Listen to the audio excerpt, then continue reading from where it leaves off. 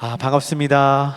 네, 우리 같이 함께 인사 나눌까요? 우리 사랑합니다, 축복합니다. 상호간에 같이 한번 인사 나누겠습니다. 사랑합니다, 축복합니다. 사랑합니다, 축복합니다.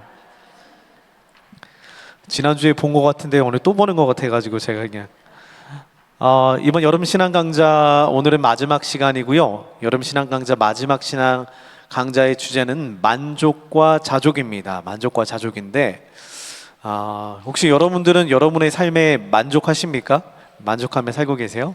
충분하신가요? 모든 것들이 너무 좋습니다. 그러면 더 강의할 거는 없지만 그래도 오늘은 조금은 강의가 잘 들어가기 위해서 우리 자기 자신을 좀 그렇게 한번 생각해 봐야 됩니다. 여러분들이 그렇다는 건 아닌데 내가 조금은 욕심쟁이가 아닐까? 내가 혹시 이런 것에 있어서 조금 더 갈망하는 건 아닌가라는 생각을 갖고 들어보셔야 됩니다. 그래야지 내 자신을 정확하게 진단할 수 있어요. 대부분 우리 신앙생활은 어디에서 출발하느냐면 나 정도면 나쁘지 않은데 라는 데서 출발하기 때문에 말씀이 아무리 우리에게 쏟아 부어진다 할지라도 그 이야기를 받드는 것에 있어서 제한적일 수밖에 없습니다.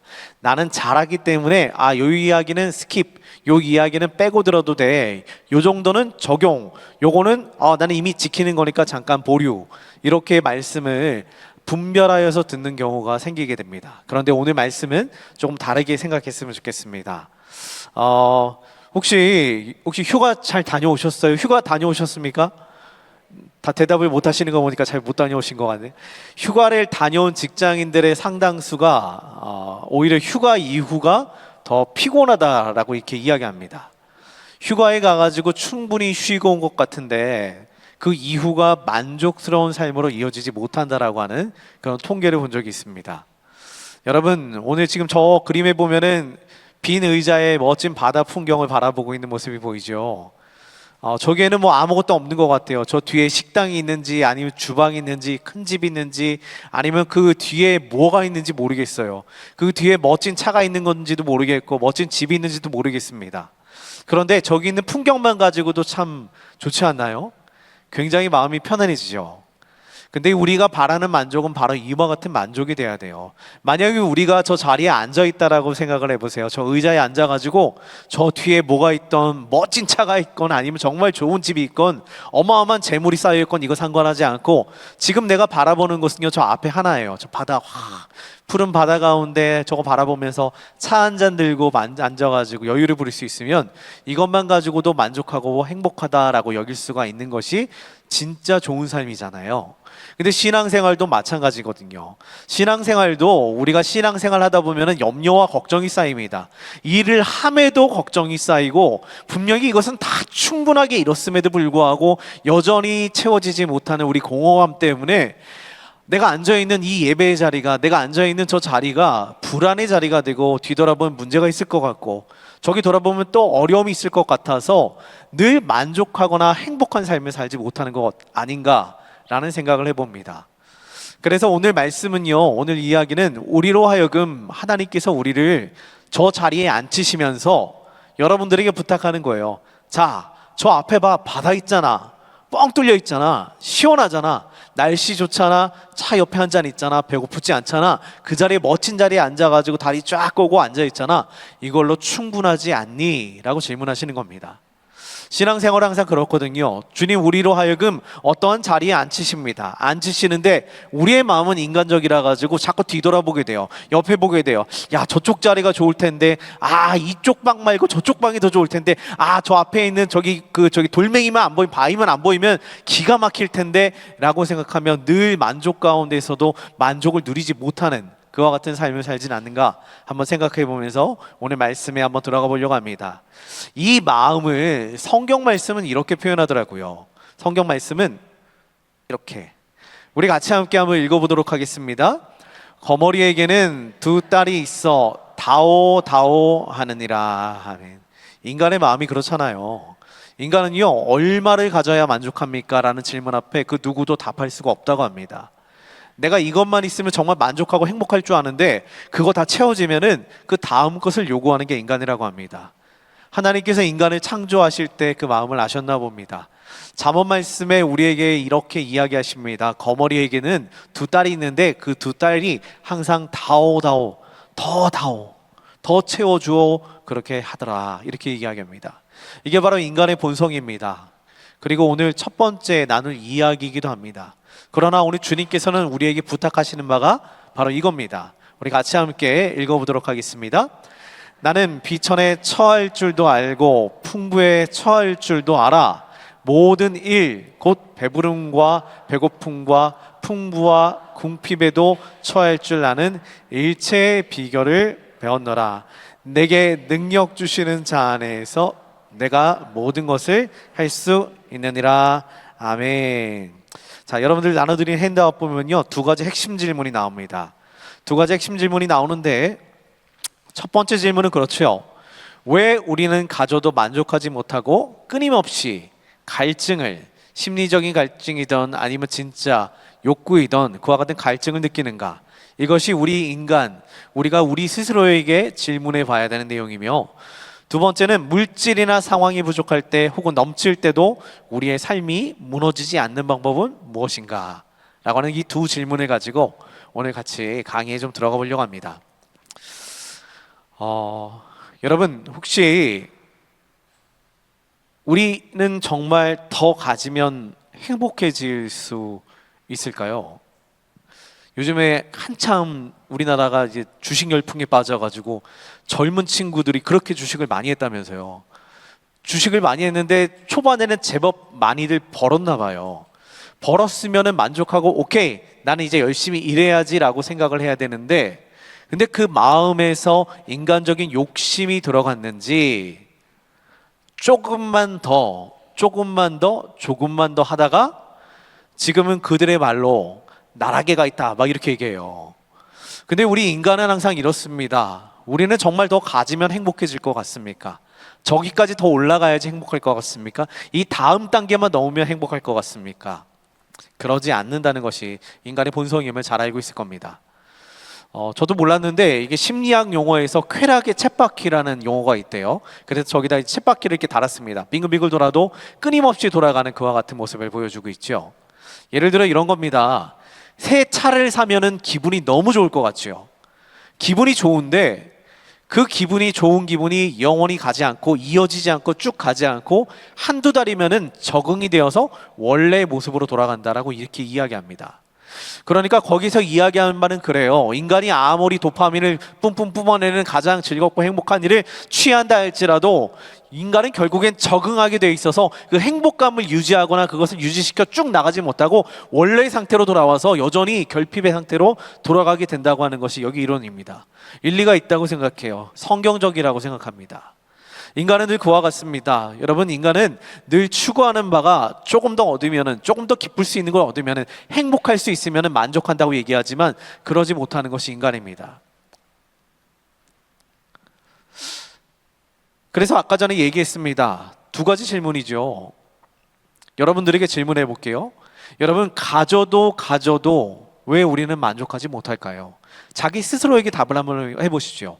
나는 왜 예전에 분명히 기도해가지고 이루어졌는데 지금 또 그 이상의 것을 구하고 있는가? 라는 질문이에요. 하나님 나에게 부어주신 은혜가 감사합니다, 할렐루야 찬양을 하는데 왜 또 나는 그 다음 것을 구하며 하나님 그런데요 조금만 더 라고 구하며 하나님께 더 간구하고 있는가? 라는 질문을 스스로에게 던져봐야 됩니다. 근데 이것이 잘못됐다는 건 아닙니다. 그러나 그것이 혹시 우리에게 올무가 되어서 언제나 만족하지 못한 삶을 사는 건 아닌지. 그래서 두 번째 질문은 그겁니다. 그거 안 해주셔도, 그거 이루어주시지 않으셔도 무너지지 않고 신앙생활 잘할 수 있습니까? 하나님 앞에서 건강하게 할 수 있습니까? 라는 질문을 여기서 던집니다. 저는 항상 제 마음 가운데 중요한 이야기들을 품고 살아요. 그래서 내 기준을 삼고 나는 이에 대해서는 이렇게 살아야지라고 하는 이야기들을 품고 사는데 그 중에 한 이야기, 참 저는 이 이야기를 반복적으로 여러분들에게 들려드리는데 여러분도 마음에 한번 품어보시죠. 오늘 수필에서 읽었는데 지금 갑자기 이름도 기억이 안 나고 지금 아무 생각이 없어져가지고 지금 어쨌든 이야기는 기억이 나니까 이야기를 해드릴게요. 그런 겁니다. 어느 한 작가가 굉장히 먼 곳에 다른 나라 가가지고 먼 곳에 여행을 가게 됐는데 이제 안 가본 곳에 좀 가봐야지라고 생각해서 자기가 가보려고 했더니 너무 길도 멀고 험해가지고 택시를 불렀대요. 현지 택시를 불러가지고 그 아저씨한테 막 손짓 발짓 해가면서 내가 여기를 가고 싶은데 어떻게 가는지 모르는데 나 좀 태워달라 그랬더니 오케이 오케이 하더니 태워주더래요. 차를 타고서 쭉 이렇게 가가지고 한 굉장히 먼 거리를 들어가서 그 자리에 도착했더니 너무 풍경이 좋답니다. 그래서 내리면서 택시 아저씨한테 그렇게 얘기했대요. 여기는 자기가 택시를 그 다음에 못 잡을 것 같으니까 여기서 나를 위해서 20분만 기다려달라. 20분만 기다려달라. Wait for me, wait for me 이렇게 해가지고 기다려달라 했더니 그 아저씨가 또 오케이 오케이 했대요. 그래서 오케이 오케이 해가서 알겠다고 하면서 얼른 카메라 챙기고 가방 챙겨가지고 멋지게 사진 찍으려고 딱 갔는데 그 풍경이 너무나 아름다운 겁니다. 자기도 모르는 사이에 시간이 한 몇 시간이 지나 있는 거예요. 몇 시간이 지났으니까 어떻게 해요? 발더니만 해는 기울어가죠. 그 주변에 택시는 없죠. 아 이거 어떻게 하지 하고서 그냥 거의 포기하고 여기서 그냥 노숙이라도 해야 되겠다 그 마음에 가지고 다시 택시를 탔던 자리에 왔더니 거기에 그 아저씨가 그대로 있더랍니다.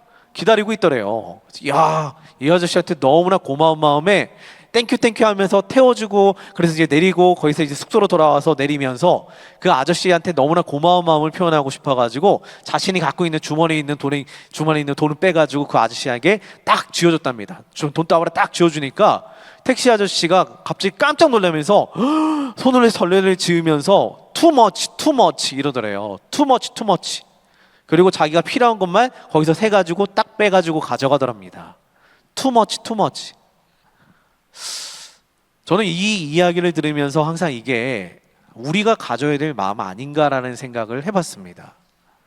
우리는요, 그러면 어떨 것 같으세요? 여러분들이 택시기사면 어떨 것 같으세요? 야, 이 정도는 수고를 했지. 그래, 이 정도는 내가 받을 줄 알고 있었다라고 생각하시며 오케이, 땡큐 땡큐 하시겠습니까? 아니면 투머치 투머치 하시겠습니까? 여러분, 하나님 앞에 우리는 늘 그렇게 그 마음을 좀 먹어야 되지 않을까 싶어요. 하나님께서 우리에게 주시는 은혜들은요, 사실 갚을 수 없는 은혜입니다. 하나님 우리에게 오늘 베풀어 주시는 오늘의 은혜도 있잖아요. 이 공기와 이 아름다운 날씨와 동역자들과 이따 먹을 음식들 모든 것들 다 너무나 감사한 일입니다.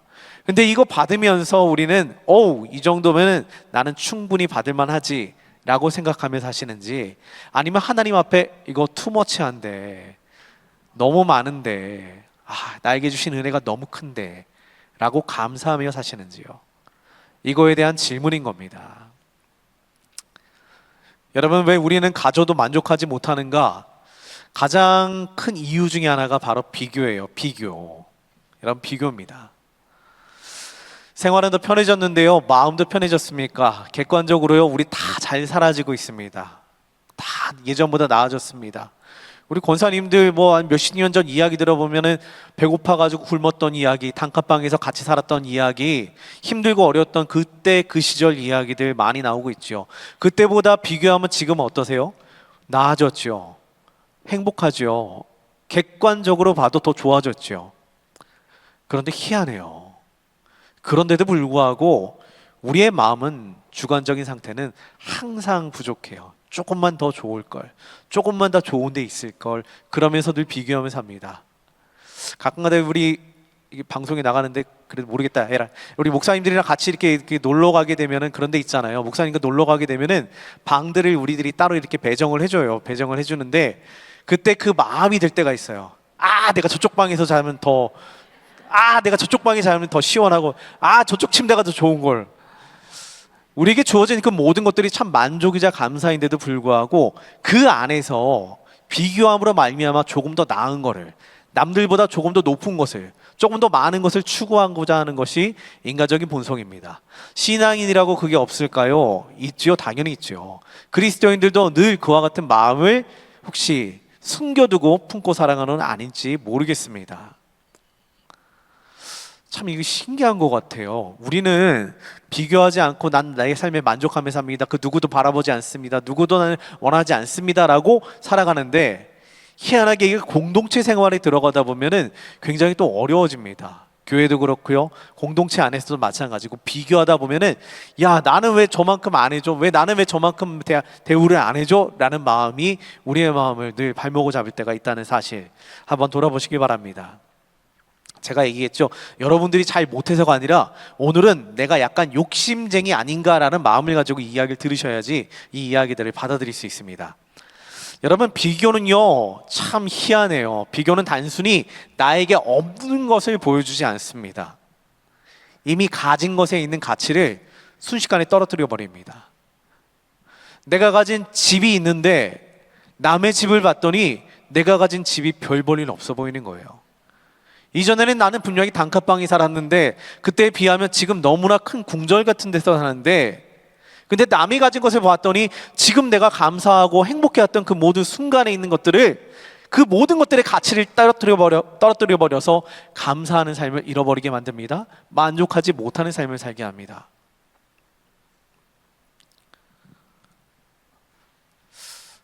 여러분, 한번 생각해 보세요. 제가 여러분들에게 한번 물어볼게요. 자, 여러분들이 직장인이라고 생각해 봅시다. 여기 A, B, C, D가 있어요. 여러분 혹시 4천만 원 연봉이 있고 6천만 원 연봉이 있고 6,500만 원 연봉이 있습니다. 자, 여러분들에게 연봉을 고르세요 라고 하면은 얼마짜리 고르시겠어요? 이거는 너무 쉬운 질문이긴 해요. 조금 어린 친구가 갑자기 저는 6천이요 이렇게 얘기한다고 합시다. 그래, 그럼 6천 가져가면은 여러분들은 당연히 이전에도 이미 6,500원 골랐지만 누군가가 6천을 고른다면 나는 저 사람보다 조금 더 높은 거, 이걸 바라보지 않을까, 그렇게 생각합니다. 우리는요 누군가와 비교해서 그것보다 나으면은 나는 그냥 그때는 오케이 합니다. 감사해 합니다. 괜찮은 것 같습니다. 그런데 그 비교의 대상이 또 바뀌기 시작합니다. 그 다음 사람, 그 다음 단계로 올라가기 시작합니다. 이에 대해서 갈라디아서 6장 4절 말씀 제가 적어주지는 않는데 잘 들어보세요. 각각 자기의 일을 살피라. 그러면 자랑할 것이 남에게는 있지 아니하고 자기에게는 있으리라. 이렇게 이야기합니다. 여러분, 각자 우리에게 주어진 것들을 가지고 바라보면서 감사하고 사는 것이 옳다라는 건 잘 알고 있습니다. 그런데 그 감사하는 삶 가운데 누군가 옆에 앉았어요. 누군가 같이 신앙생활해요. 근데 그 친구를 봤더니 조금 더 나아요. 이 친구를 봤더니 조금 더 높은 것이 있어요. 그러면 우리는 그때부터 비교하며 내가 가진 것들, 감사의 모든 것들을 깎아내리고 감사가 아닌 간구로 바뀌기 시작합니다. 하나님, 저거보다는 좀 나아지고 싶습니다. 저거보다는 조금 더 높은 곳에 있고 싶습니다. 그와 같은 삶을 살아가지 않는가. 이거에 대해서 제가 그래서 공식 하나 넣어놨습니다. 이 공식이 잘 모르겠어요. 제가 이 숫자를 막 넣어봐가지고 했는데 이게 맞을지는 모르겠지만 내가 가진 것 얼마나 가졌는지 모르겠는데 남이 가진 것을 보는 시선을 통해서 나누면은 결핍으로 이어지더라고요. 내가 가진 것, 그것만 가지고 바라보면 감사인데 내가 가진 것들에 대해서 남이 가진 것들을 바라보기 시작하면은 그것들이 이 모든 것들을 반감시켜서 결핍으로 만들어낸다라고 저는 그렇게 한번 수학적으로 한번 계산을 해봤습니다.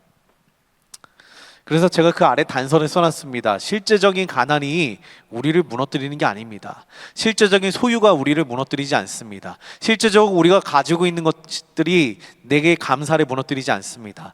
남을 바라보는 시선이 많아지면 많아질수록 저 사람은 저런데, 저 사람은 저런데, 저 사람은 저런데, 저 사람은 저런데, 이게 점점 많아질수록 내 몫의 가치가 떨어지는 겁니다. 감사는 반감이 되는 겁니다. 내가 누군가와 비교하는 대상이 많아질수록, 비교하는 것들이 많아질수록 나에게 주어진 것들의 가치가 떨어져서 그 모든 것들은 결과적으로 결핍이 됩니다. 그래서 우리는 우리가 가진 것들에 대해서 감사할 줄 알되 남과 비교하지 말자. 아까 전에 이 말씀드렸죠. 성경이 묘사하는 욕망의 두 글자, 다오, 다오, 다오, 저것 좀 주시옵소서, 이것 좀 주시옵소서. 인간의 욕망은 한 번 채워진다라고 끝나지 않습니다. 끊임없이 요구하는 결핍의 블랙홀이에요. 끊임없이 구합니다. 근데 이에 대해서 우리가 어떻게 생각을 해야 되는가? 인간이 욕망을 향하는 표적은 이와 같습니다. 그러잖아요. 기도의 제목들이 항상 그래요. 젊은이들 보면은 목사님, 이번에 취업만 되면은 내가 진짜 잃을 것이 없습니다. 내가 취업만 되면은 진짜 하나님께 감사하며 살겠습니다 하고 취업이 딱 됐습니다. 그 다음에 또 다음에 찾아와가지고, 목사님, 이번에 연봉 협상만 제대로 되면은 제가 그러면 더 이상 바랄 것이 없습니다. 내가 주를 열심히 섬기겠나이다, 목숨 걸고 섬기겠나이다. 근데 또 이제 그 다음에 또 오면은, 목사님, 이제는 집에 평수가 조금 올라가야 될 것 같습니다. 그리고 마지막엔 차 바꾸는 것까지 와가지고 기도 부탁합니다. 목사님, 이번에 차값이 잠깐만 떨어질 수 있게 기도 좀 해줄 수 있냐고. 그거는 좀 어려울 것 같다고.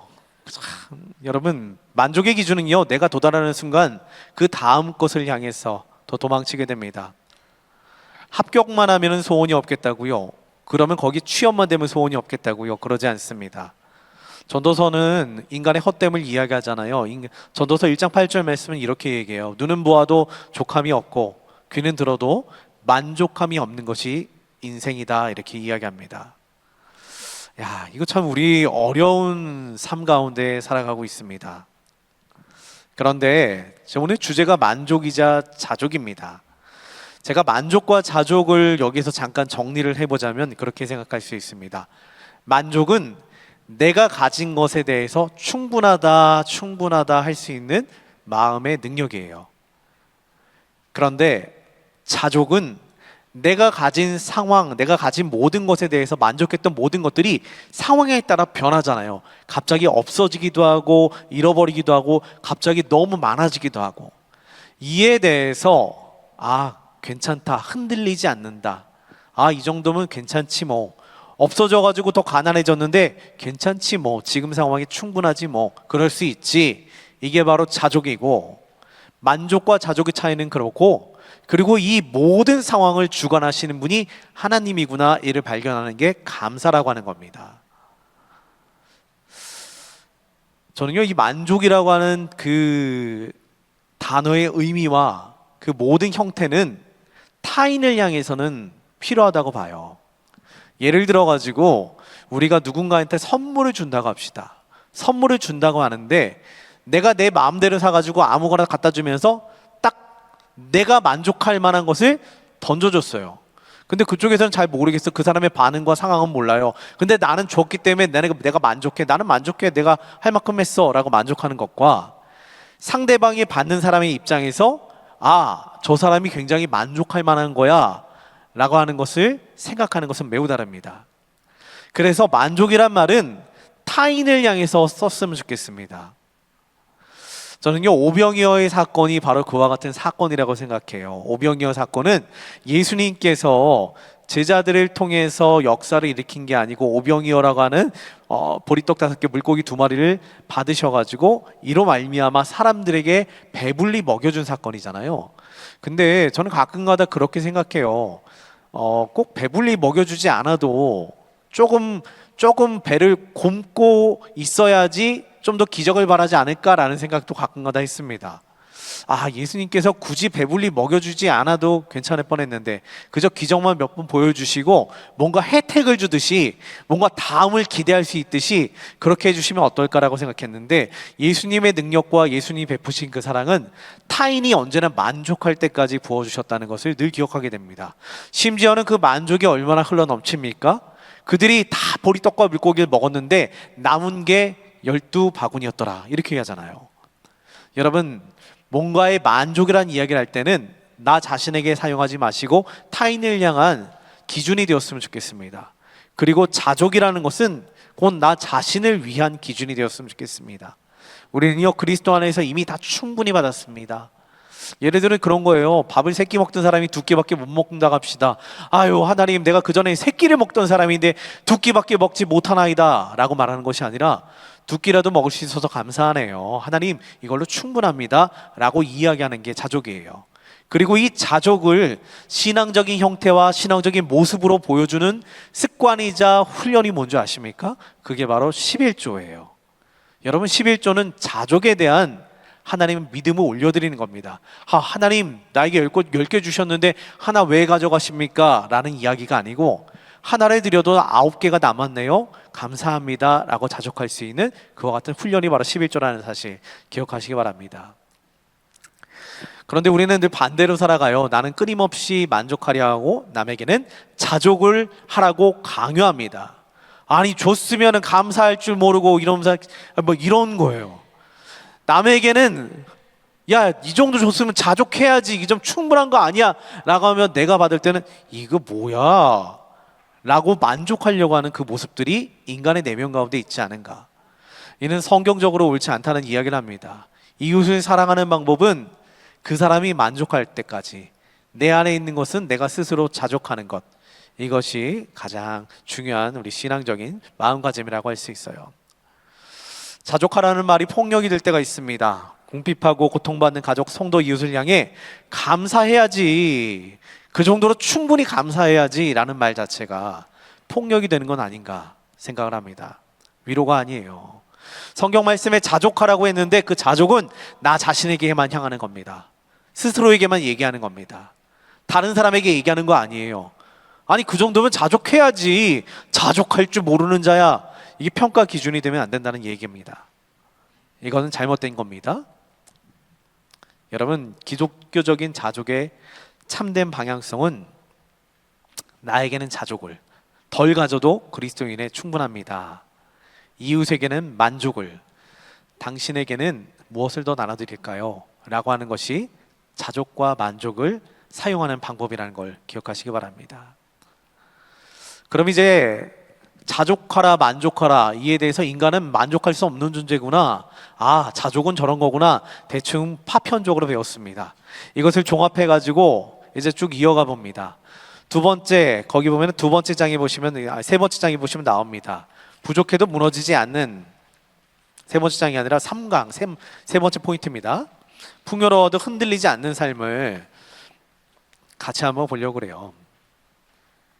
제가 거기다 그렇게 써놨습니다. 자족은 기질이 아니라 배우는 믿음이라고 썼습니다. 낙천적인 성격이 자족이 아니에요. 없어도 괜찮아요 하는 게 자족이 아니라는 겁니다. 바울은 감옥이라고 하는 극한의 상황에서도 자족하기를 배웠다라고 고백을 하죠. 이는 자족의 삶이라는 교실에서 시련과 풍요를 교재 삼아야 한다, 이렇게 제가 한번 써봤습니다. 여러분 혹시 부족해도 무너지지 않는 삶을 아시나요? 나는 자족하기를 배웠노니.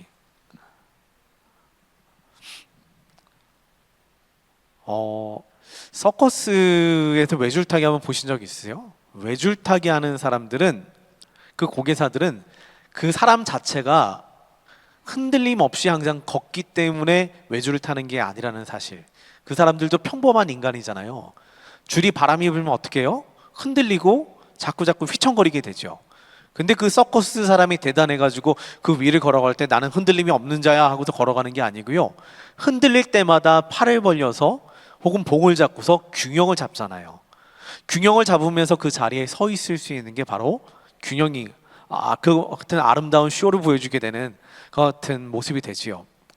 여러분, 신앙생활도 마찬가지입니다. 신앙생활은 흔들림 없는 상태가 아니라 흔들려도 균형을 잡을 수 있는, 중심을 잡을 수 있는 능력이 필요합니다.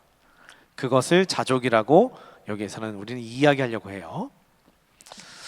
아까 전에 이야기 나눴는데요, 만족하지 못하는 우리 마음에는요 여러 가지 뿌리가 있습니다. 미래에 대한 노후도 걱정해야 되고요, 그리고 자녀에 대한 이야기도 걱정해야 되고요, 건강과 생존에 대해서도 염려해야 됩니다. 그래서 그 위에 있는 욕심은 되게 작아 보여요. 예를 들어서 우리가 간구하는 거는 하나님 형통하게 해주세요 라고 하는 작은 기도의 제목 같아 보이지만 그 안에 달려있는 수많은 기도의 제목, 내면에 있는 모든 욕심들은 이렇게 보이지 않게 잠재되어 있습니다. 목회자들도 항상 기도의 제목이 그래요. 목회자들이, 여러분 그 오해하시면 안 돼요. 목회자들이 좋은 데만 가려고, 큰 데만 가려고, 아름다운 곳에만 가려고 이렇게 생각하시나요? 아니에요. 목회자들도 생활하는 신앙인이잖아요. 그러다 보니까 가족이 있어요. 자녀가 있어요. 근데 언제나 항상 기도의 제목 가운데 하나는 목회자들이 주여 돈 될 곳에 보내주시옵소서, 큰 데 보내주시옵소서 이렇게 기도하지 않아요. 그런데 안 가도 괜찮아요. 목회자는 정말 괜찮아요. 내가 굶는 거 뭐가 어때요? 당연하죠. 그거 쉽지요. 내가 어려운 거 어때요? 옷 못 입는 거 어때요? 그런데 참 희한해요. 기도의 제목 가운데 자녀하고 아내가 들어가면은 그때부터는 기도의 제목들이 사그라듭니다. 주님 어떻게 합니까? 주님 저는 굶어도 되는데 여기는 좀 우리의 기도 제목도 늘 그렇지 않아요? 우리는 힘들어도 되는데 우리 자녀들은 우리 다음은 좀 어떻게 좀 해주세요. 이게 우리의 기도 제목이거든요. 여러분, 우리 신앙생활은 거기에서부터 이제 만족을 잃어가는 건 아닌가 싶습니다. 이게 바로 만족을 잃어가는 것은 내가 욕심쟁이이기 때문일 수도 있지만, 조금 더 나아가서 우리가 조금 더 착한 사람이라고 한다면 우리의 자녀와 우리 가정을 위한 욕심을 조금 부리는 것일 수도 있습니다. 그러다 보니까 이 모든 것들이 정당화돼요. 하나님, 내가 이렇게 기도하는 것은요, 나를 위한 게 아닙니다. 그럴듯한 말이 되죠. 내가 이 만족을 추구하는 것은, 내가 조금 더 높은 것을 추구하는 것은 나만을 위한 것이 아닙니다. 이 불쌍한 자녀는, 이 불쌍한 아내는, 우리 가족은 못 모르고 이렇게 같이 따라왔는데 이거 어떻게 합니까? 이들은 돌봐주셔야죠 라고 하는 기도로 넘어가며, 그렇게 되면은, 그렇게 채워주시면은, 그렇게 해주시면은 우리는 만족하겠나이다. 그래서 우리는 더 많은 걸 구하는 겁니다. 노후를 대비하려고, 가족을 위하려고, 그리고 건강과 생존을 위해서 더 많은 것들을 간구하되, 이 경계가 참 모호해요. 경계가 모호한 게, 이렇게 구하는 게 잘못된 건 아니에요. 예를 들어서 우리 자녀가 굶고 있어요. 우리 자녀에게 밥을 좀 주시옵소서. 우리의 정말 어려운 우리 저기의 가족에게 힘을 주시옵소서. 도와주시옵소서. 이건 당연하게 기도하는 겁니다. 그런데 우리의 기도는 거기에서 멈추지 않는다라고 하는 것이 가장 큰 문제라는 겁니다. 거기서 조금 더 나아가려고 그래요. 조금만 더 잘 되면은, 내가 이번만 진짜 그냥 아주 기가 막히게 올려주시면은, 한번 주님 뒤에서 쭉 밀어주면 내가 쭉 올라가면은 그때부터 내가 좀 잘하겠나이다. 이제 거기서부터 이제 문제가 시작이 되는 겁니다. 여러분, 우리의 안전망은 어디 걸려 있습니까? 세상의 안전망은 그렇습니다. 노후에 대한 자금이 준비되면은, 내가 정말 풍요롭게만 있으면은, 내가 가진 것들이 다 안정화되면은 이것은 나에게 있어서 만족입니다 라고 이야기합니다. 그런데 참 성경은, 너무나도 성경은 가슴 아픈 얘기합니다. 하나님을 믿어야 된대요. 신뢰하면 된대요. 인간의 노력으로 쌓으려고 하지 말고 하나님을 신뢰하며 하나님을 믿으라 라고 이야기합니다.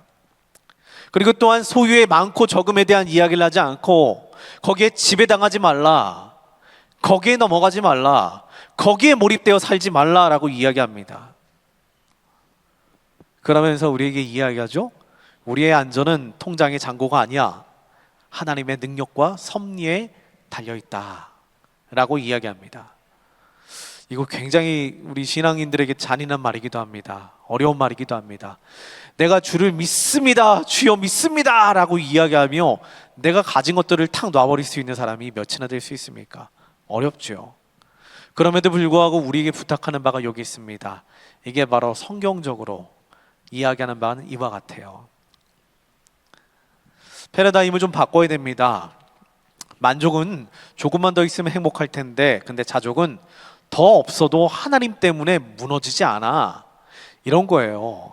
저는 가끔가다, 지금은 이제 목회자들의 낭만들이 좀 모르겠어요. 예전에 낭만이라고 했던 것 중에 하나가 뭐냐면, 선배 목사님들은 그래요.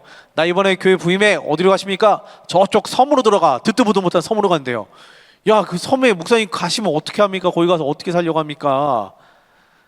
근데 항상 그러거든요. 하나님 계신데 뭘, 그러고 들어가시는 분들이 참 많았어요. 참 멋진 분들이 많았습니다. 근데 그와 같은 고백을 우리는 던질 수 있는가? 여러분, 우리의 무게의 중심은 만족에 있습니까? 외부 환경과 비교를 통해서 내가 저들의 중간쯤, 아니 저들 중간에보다 좀 위에 되면 만족하겠나이다 라고 고백하며 사시겠습니까? 아니면 자족함으로 말미암아 그리스도 예수님이 내 안에 있는데 내가 만족하지 못할 것이 무엇입니까? 라고 고백하며 사시겠습니까? 세상의 만족은요, 아까 이야기했죠. 다오다오 하는 도다. 우리가 마실수록 더 갈망하게 됩니다. 더 채울수록 우리는 채우지 못함에 대해 안타까워하게 됩니다. 그리고 자족, 환경이 주인이 되지 않아요. 흔들림 없는 평강 가운데 살아가게 됩니다. 근데 여기서 오해하시면 안 돼요. 가난이 미화가 되면 안 됩니다. 하나님께서는 우리 모두를 행복하게 살게 하시려고 우리에게 복을 더하십니다. 아브라함도 엄청난 부자였죠. 이삭도 엄청난 부자였어요. 여러분, 그 부유함에 대해서 우리가 오해하면 안 됩니다. 부유함은 하나님 주신 거 아니야라고 하면 안 돼요. 하나님께서는 우리에게 허락하신 바가 있습니다. 이유가 있습니다. 그에 따른 계획이 있습니다. 우리는 가난에 대해서 가난한 게 아름다운 거야 라고 하는 이야기가 아니라, 어떠한 상황에 처하더라도 그 상황을 다스릴 수 있는 능력이 필요하다라고 하는 이야기를 하는 겁니다. 그래서 나는 비천에 처할 줄도 알고지 나는 비천에 처하겠노라 라고 고백한 게 아니지 않습니까? 그리고 풍부에 처할 줄도 알지요. 곧 배부름과 배고픔과 풍부와 궁핍에도 처할 줄 아는 일체의 비결을 배웠다라고 고백하는 게 바로 오늘 말씀, 빌립보서 4장 12절의 말씀입니다. 근데 여러분들, 우리 간혹 가다가 예전에 그때가 그리울 때가 있어요. CCC에서 하는 그 여름 수련회 훈련 가운데 이런 게 있었어요. 여름에 대학 청년들 불러놓고서 훈련하는데, 그 훈련 중에 하나가 거지순례라는 거래요. 거지순례라고 들어보셨어요? 거지순례가 뭐냐면, 진짜 청년들 수련회 이렇게 오잖아요. 대학생들 수련회 오면은 너희 아무것도 가지지 마, 지갑 다 내려놔, 아무것도 가지지 마, 주머니 다 비워. 그러고 나서 진짜 맨몸에 몸뚱아리에 잘 거 그냥 옷까지 몇 개만 들고서 내보내요. 내보내고 다니면서 길거리 이렇게 순례하고 다니면서 식당 가가지고 복음 전하고 거기에 설거지하고 밥 얻어먹고, 아니면 어디 가가지고 일손 거들어가지고 조금 벌어가지고 그걸로 얻어먹고, 그런 훈련을 시켰습니다. 그런데 그렇게 훈련시키면서 거기에서 이야기하는 바가 그거예요. 우리는 이와 같은 상황에 처하더라도, 가난에 처하더라도 복음을 포기하지 않을 수 있는 능력을 길러야 돼 라고 이렇게 가르치는 훈련이 좀 그리울 때가 있습니다. 여러분, 우리도 마찬가지입니다. 여러분, 지금 가진 여러분들의 예를 들어가지고 재산의 3분의 2가 사라지면 신앙생활 하시겠습니까? 갑자기. 욥이 그랬거든요. 욥은 쫄딱 망했어요. 근데도 불구하고 하나님 떠나지 않았거든요. 여러분이 가지신 건강과 여러분 가지신 것들을 하나님께서 뒤집어 엎어서 갑자기 취하신다면, 우리는 신앙생활을 거기 어떻게 시작하시겠습니까? 하실 수 있습니까? 근데 그 비천에 처할 수 있는, 그와 같은 상황에 처할 수 있는 믿음, 이것을 요구하시는 것이 바로 오늘 말씀입니다. 근데 이거보다 더 큰 것이 바로 풍요입니다. 풍요 속에서는 교만하지 않을 자신이 있습니까? 타락하지 않을 자신이 있습니까? 한번 이와 같은 삶을 고민해보고 생각해 보시죠. 그리고 마지막으로, 자족의 본질은요, 적게 가지려는 기술이 아니라 가진 것에 지배당하지 않으려는 영적인 주도권을 내가 취하는 겁니다. 참, 예전에 로또 1등 당첨자들에 대한 그 다큐가 있더라고요. 1등 당첨된 사람들은 그 이후의 삶이 어떻게 되었을까? 근데 그 이후의 삶이 어떻게 됐을 것 같아요? 행복하게 아름답게 살았을까요? 물론 그런 사람도 있어요. 그렇게 기부하고 여러 가지 좋은 일 많이 하면서 그냥 조용히 살아가시는 분도 많다고 합니다. 그런데 대부분 1등 당첨자들이 한 일은, 자기도 그런 큰 돈을 처음 만져보니까 투자하고 나눠주고 갑자기 호의를 베풀고 모든 것 뒤집어 엎다 보니까 몇 년 만에 파산하는 게 대부분이라고 그렇게 그때 다큐에서는 이야기하더라고요. 여러분, 풍부에 처할 때도 내 자신이 흔들리지 않는 믿음이 있다면 신앙생활도 잘 될 것 같습니다. 그런데 반대로 가난해도 주님 없습니다, 힘듭니다, 얼굴 찡그리지 않고 웃으며 신앙생활할 수 있는 힘이 있다면 우리로 하여금 더 강한 신앙인이 되게 만드는 것 아닌가 생각해 봅니다. 여러분, 아까 이야기했죠. 자족은 타고난 성격이 아니라 배우는 믿음입니다. 기질적인 본성은요, 상황에 따라 흔들려요. 배고픈데 어떻게 기도합니까? 하나님, 피곤해 죽겠는데 어떻게 기도합니까? 바빠 죽겠는데 어떻게 기도합니까? 힘들어 죽겠는데 어떻게 하나님께 나아갑니까? 라는 질문, 이게 기질이거든요. 본성입니다. 근데 이와 같을 때 훈련합니다. 그럼에도 불구하고 기도해야 돼, 감사해야 돼, 그것만 있더라도 하나님 앞에 나아갈 수 있어야 돼, 하나님 주신 것들을 세어봐야 돼 라는 훈련과 연단을 통해서 마지막 오늘 말씀에 다다르게 됩니다. 나는 자족하기를 배웠노라 라고 이야기합니다. 내게 능력 주시는 자 안에서 내가 모든 것을 할 수 있느니라 라고 하는 이 이야기는 내가 원하는 것 모든 것 다 하나님께서 성취시켜주고 성공시켜 줄 거야 라고 하는 이야기가 아닙니다. 내게 능력 주시는 자 안에서 내가 모든 것을 할 수 있다는 것은 가난에도 처할 줄 알고 풍요에도 처할 줄 안다 라는 이야기입니다.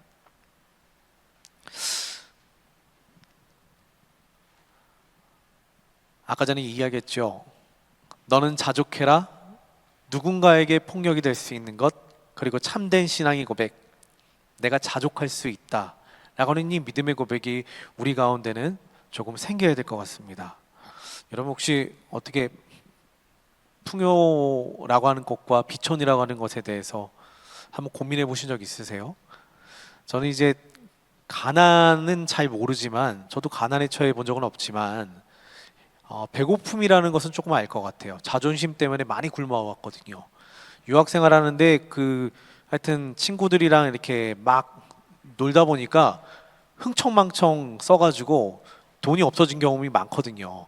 근데 그때 내 자존심 때문에 집에다 연락해서 엄마 돈 좀 보내줘요, 배고파요, 이 얘기를 못 하겠더라고요.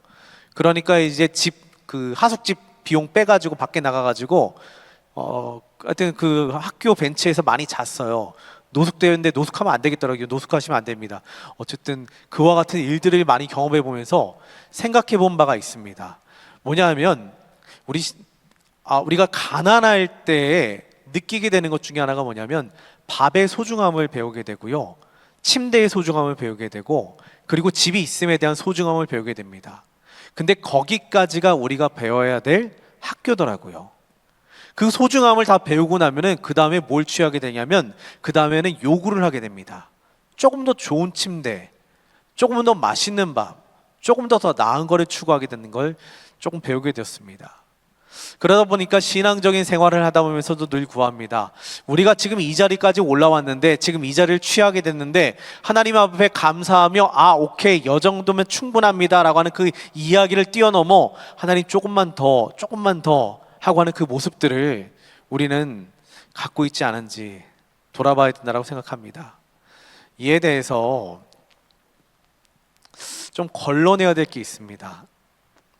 나 자신을 향한 태도가 바로 이겁니다. 나는 이미 충분합니다. 나는 더 이상 바랄 것이 없습니다 라고 하는 고백을 해야 되고요. 두 번째, 이웃을 향한 태도는요, 뭘 좀 더 해드릴까요?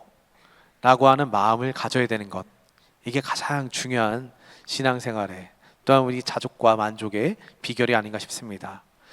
제가 여기 이거를 이야기하려고 지금까지 이렇게 조금 이제 어렵게 얘기했는데 자족의 3중 필터를 이야기하려고 얘기한 겁니다.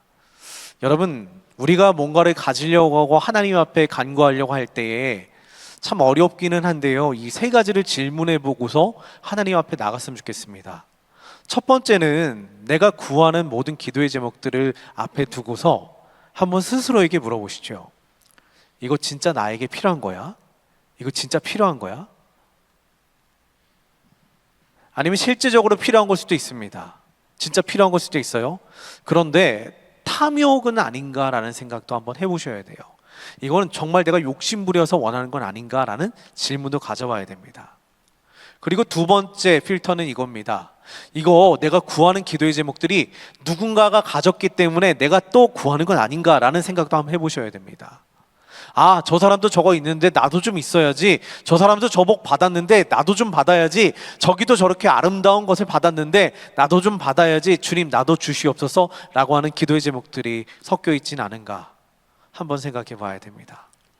그리고 세 번째 필터는 이겁니다. 이것이 없어도 나는 하나님 앞에서 무너지지 않는가? 내가 구하는 것들이 없으면 신앙생활 못해요. 내가 구하는 것이 없으면 아버지께 나아갈 수 없습니다. 예를 들어 건강이요, 병원에 누워 있습니다. 하나님 나에게 건강을 주시옵소서. 내가 건강을 통해서 하나님께 예배하고자 합니다. 타당하지 않습니까? 너무나 아름답지 않습니까? 이거 없으면 주님께 나아가는 것이 힘듭니다 라고 하는 것들은 구해야죠. 그런데 이것이 없어도 하나님 믿는데 전혀 문제가 안 되는데도 불구하고 구하는 것들이 있다면 그것들에 대해서 우리는 좀 내려놔 볼 만한 그런 마음을 가져야 되지 않을까요? 이 세 가지 필터가 중요하고요.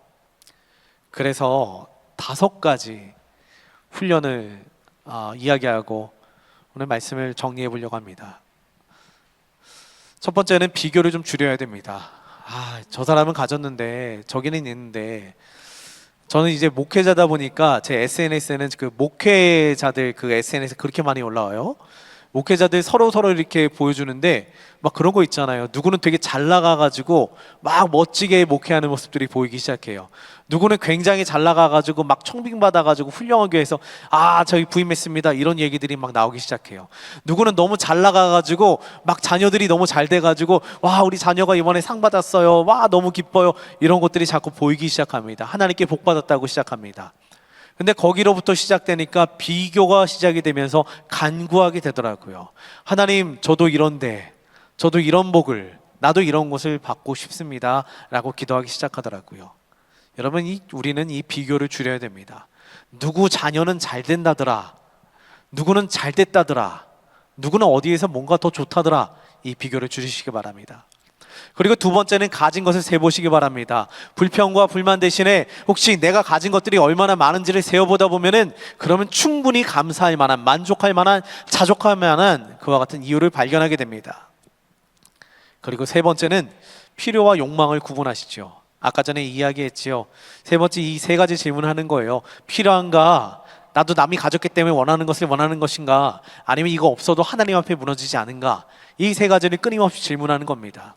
필요와 욕망을 구분지어야 됩니다. 그리고 네 번째, 진짜 어려운 겁니다. 하나님께 우리의 미래, 이 안전을 맡겨드리기. 우리의 노후에 대한 보장, 생존에 대한 보장 말고 하나님 신뢰합니다, 하나님 도우시겠죠, 내가 복음 안에 거한다면, 내가 주의 일을 감당하면, 내가 주와 동행한다면 주님께서 보호해 주시겠죠 라고 하는 그 믿음을 갖는 것. 그리고 5번째는 우리로 하여금 외부로 향하는 팔을 부탁합니다. 나에게 자족, 이웃에게 풍성함을 줄 수 있는 신앙인이 될 수 있는가? 말씀을 정리합니다. 자족하는 사람은 그저 적게 가진 사람이 아니에요. 적게 가졌는데 행복하고 낙천적인 사람이 아닙니다. 그는 세상의 소유가 부족할지라도 하나님 한 분 때문에 이미 넉넉하고 충분하다고 고백할 수 있는 가장 풍요로운 사람이라고 할 수 있습니다. 여러분, 우리 신앙생활 가운데 부족할 때도 있습니다. 그렇다고 구하는 것들에 대해서 점검하지 않고 나 부족하니까 하나님 다 주세요 라고 말하지 마시지요. 이것들에 대해서 우리 점검해야 됩니다. 진짜 필요한 겁니까? 남들이 꼭 있기 때문에 나도 있어야 됩니까? 이거 없으면 하나님께 영광이 되지 않습니까? 늘 찾아보시며 늘 점검하시며 하나님께 간구함으로 우리의 가진 것들을 감사하고 자족하는 삶이 되시기를 주님의 이름으로 축원드립니다. 기도하겠습니다.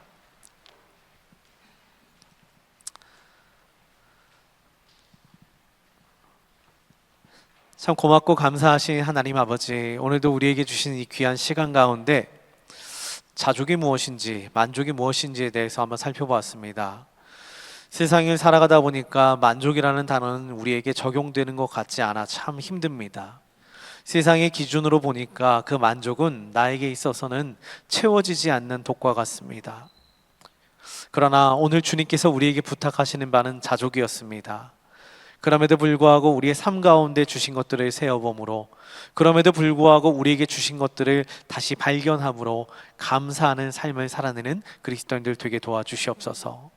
우리의 마음 가운데 허락하신 그 모든 것들을 기쁨과 감사함으로 아버지께 영광 돌리며 사는 주님의 자녀들 되기를 간절히 소망하고 원하오며, 이 모든 간구 거룩하신 예수님의 이름으로 기도드립니다. 아멘. 감사합니다. 평안하십시오.